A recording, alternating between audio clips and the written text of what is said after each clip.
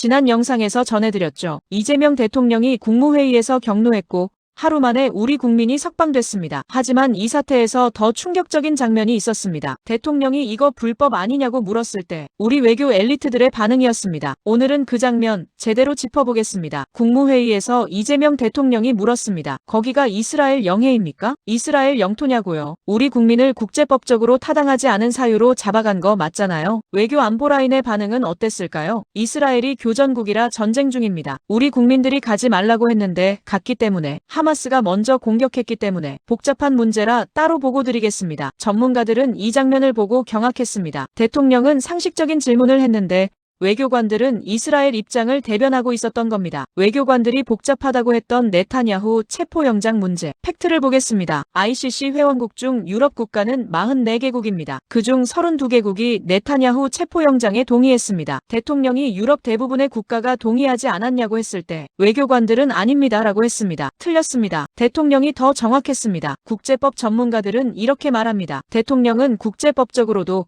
외교적으로도 틀린 말을 한 게 하나도 없습니다. 잘못된 관례에 찌든 외교관들이 잘못 본 겁니다. 아니면 이스라엘 영해를 아까 향해서 갔다고 그렇게 얘기를 하는데 네.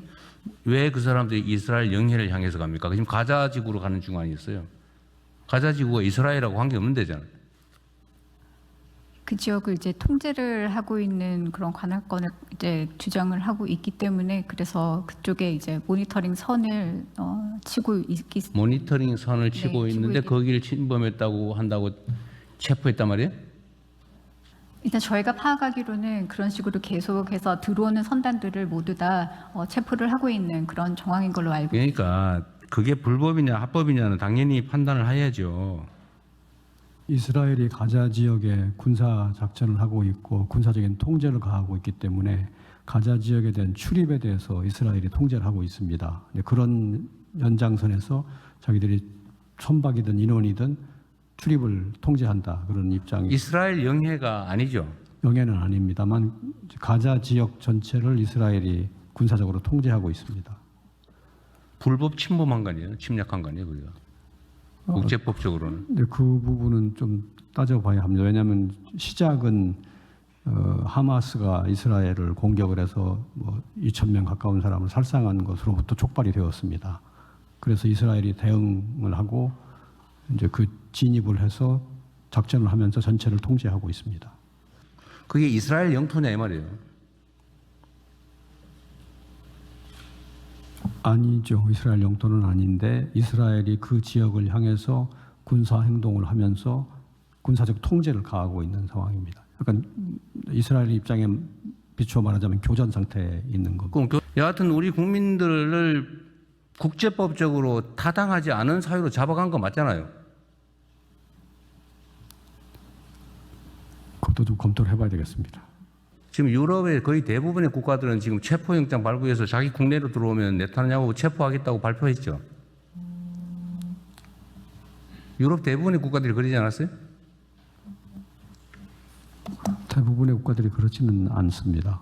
유엔 사무총장은 2023년 10월 7일 하마스의 이스라엘 공격 직후 공식 성명을 발표했습니다. 이 사건을 단독으로 보아서는 안 된다. 지난 57년간 축적된 모든 과정과 경험 속에서 파악해야 한다. 전문가들은 이렇게 설명합니다. 우리가 일제강점기에 독립군이 반격했을 때 일제는 그걸 테러라고 불렀습니다. 하지만 우리 입장에서는 독립전쟁이었습니다. 팔레스타인 입장에서도 마찬가지입니다. 유엔 안보리 결의안 242조, 338조, 이스라엘의 점령이 불법이라는 결의가 100회 이상 나왔습니다. 우리 외교관들이 몰랐던 걸까요? 아니면 알면서도 이스라엘 편에서 생각해왔던 걸까요? 전문가들은 이렇게 분석합니다. 우리 외교 안보 인력 풀 자체가 오랜 세월 미국 중심, 친이스라엘 세계관 속에서 교육받아왔다는 겁니다. 그게 이상하다고 생각하지 못하는 분위기 속에 있다는 거죠. 더 충격적인 건 외교관들의 태도였습니다. 대통령이 옳은 말을 할 때마다 큰일 났다는 표정으로 막으려 했다는 겁니다. 대통령이 외교를 몰라서 실수하고 있으니 우리가 수습해야 한다. 이런 사고방식을 갖고 있었다는 겁니다. 하지만 결과는 어떻게 됐나요? 대통령이 강하게 밀어붙이자 이스라엘이 하루 만에 우리 국민을 석방했습니다. 눈치 보는 외교가 아니라 원칙 있는 외교가 결과를 만든 겁니다. 이번 사태에서 드러난 것은 단순한 외교 문제가 아닙니다. 대통령과 관료들 사이의 세계관 격차입니다. 대통령은 학살당하는 민간인을 돕기 위해서 간 우리 국민의 관점에서 이 사건을 봤습니다. 외교관들은 전쟁의 역학구조와 외교기술적 관점에서만 접근했습니다. 450명이 50척의 배에 나눠 타고 간 글로벌 인도주의 활동. 대통령의 강력한 발언 이후 우리 국민뿐 아니라 450명 전원이 석방됐습니다. 당당한 외교가 만들어낸 결과입니다. 대통령은 맞았고 외교관들이 틀렸습니다. 눈치 보는 외교가 아니라 국민을 지키는 원칙 있는 외교. 이번 사태가 대한민국 외교의 전환점이 되길 바랍니다. 여러분은 이 장면을 보면서 어떤 생각이 드셨나요? 댓글로 솔직하게 남겨주세요. 공감되셨다면 구독과 좋아요도 부탁드립니다. 다음 영상에서 뵙겠습니다.